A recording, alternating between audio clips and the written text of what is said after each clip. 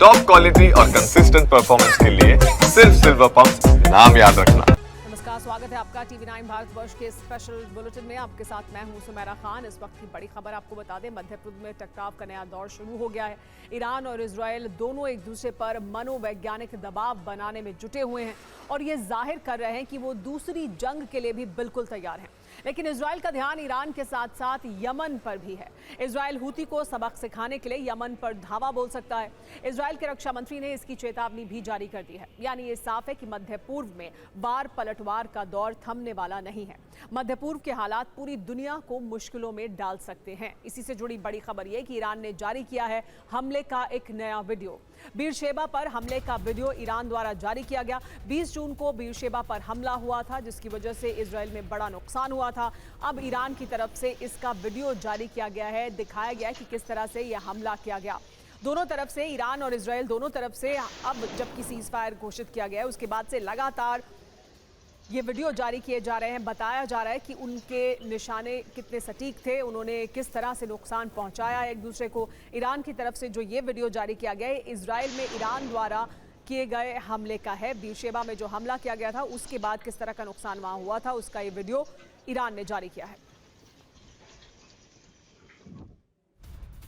लेकिन इस बीच हूती लड़ाकों का चौंकाने वाला एक नया वीडियो सामने आया है। बाइक चलाते हुए टारगेट पर फायरिंग कर रहे हैं। टारगेट पर अमेरिका और इजरायल के झंडे हैं। देखिए किस तरह से ये हूती की तरफ से वीडियो जारी किया गया है। संदेश देने की कोशिश हूती की तरफ से कि वो अभी भी लगातार इजरायल और अमेरिका पर हमले करने के लिए तैयार है। देखिए कैसे झंडे लगाए गए हैं और उस पर हमला किया जा रहा है।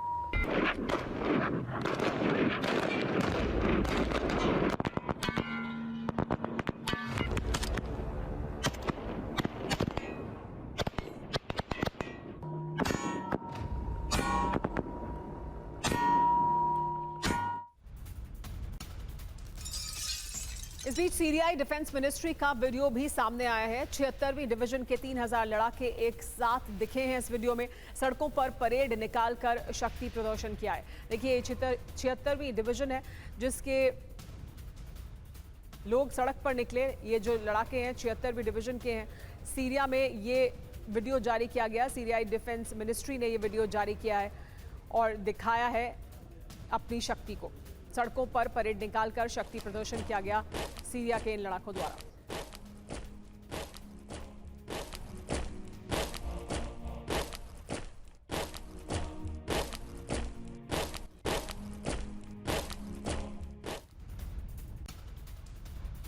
इस बीच तेहरान में 3 मिलिट्री बेस पर हमला हुआ है। तेहरान के पास है ये तीनों मिलिट्री बेस जिन पर हमला किया गया।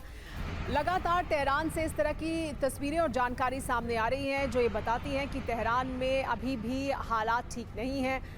तेहरान में जिस तरह से IRGC की बैठक पर हमला किया गया था और उसकी वजह से बड़ी संख्या में कमांडो की मौत हुई है। सीज फायर घोषित होने के बाद भी इस तरह के हमले ईरान के भीतर हो रहे हैं। ईरान के भीतर से ये भी लगातार कहा जा रहा है कि ईरान के भीतर मोसाद के एजेंट्स मौजूद हैं और उनके जरिए ही इस तरह के हमले कराए जा रहे हैं। लेकिन ये जानकारी अब देखिए सामने आई है। ये अभी तक नहीं मालूम है कि किस तरह से हुआ है ये हमला, लेकिन तेहरान में 3 मिलिट्री बेस पर हमला हुआ है। ये तीनों ही मिलिट्री बेस तेहरान के पास मौजूद हैं। ईरान और अमेरिका और इजरायल के बीच बढ़ते तनाव के दौरान ईरान के पास दिखा है अमेरिकी वॉरशिप। सैटेलाइट तस्वीर से सामने आई है ये जानकारी। सीज फायर के 6 दिन बाद अरब सागर पहुंचा है ये युद्धपोत। तो देखिए अमेरिका की तैयारी दिखाई दे रही है। डोनाल्ड ट्रंप द्वारा लगातार बयान भी दिए जा रहे हैं और अब ये युद्धपोत दिखाई दिया है। ये युद्धपोत सीज फायर घोषित होने के 6 दिन बाद इस इलाके में पहुंचा है। ईरान के पास दिखा है ये अमेरिकी वॉरशिप। सीज फायर के 6 दिन बाद ये अरब सागर पहुंचा है। लेकिन ये साफ तौर पर दर्शाता है कि हालात पूरी तरह से सामान्य नहीं है। तनाव अपने चरम पर है। ईरान और इजरायल के बीच और अमेरिका की तैयारी भी पूरी दिखाई दे रही है। आइए आपको यह भी बताते हैं कि ईरान के पास अमेरिकी युद्धपोत USS कार्ल विंसन क्यों मौजूद है और इसके क्या मायने हैं। ट्रंप का नया एक्शन प्लान तैयार है क्या, ये बड़ा सवाल उठ रहा है इस युद्धपोत को देखने के बाद। 28 जून की सैटेलाइट तस्वीर से मिली बहुत बड़ी जानकारी। ईरान के पास अमेरिकी विमान वाहक पोत तैनात दिखा है। अरब सागर में तैनात है अमेरिकी USS Carl Vinson. Aircraft carrier अमेरिकी सेंट्रल कमांड के अंदर एक्टिव है। एयरक्राफ्ट कैरियर के साथ 2 अर्ले बर्क श्रेणी के विध्वंसक भी इसके साथ हैं। अप्रैल में कार्ल विंसन से ही हूती के खिलाफ सैन्य अभियान चलाया गया था। इसके संकेत क्या हैं वो समझिए। अरब सागर में अमेरिकी नेवी एक्टिव है। ईरान के पास अमेरिकी सेंट्रल कमांड सक्रिय है। आगे के संघर्ष के लिए हर वक्त अमेरिका पूरी तरह से तैयार है इजराइल का समर्थन करने के लिए, और इसी वजह से ये युद्धपोत अब यहाँ सीज फायर घोषित होने के बाद भी पहुंचा है।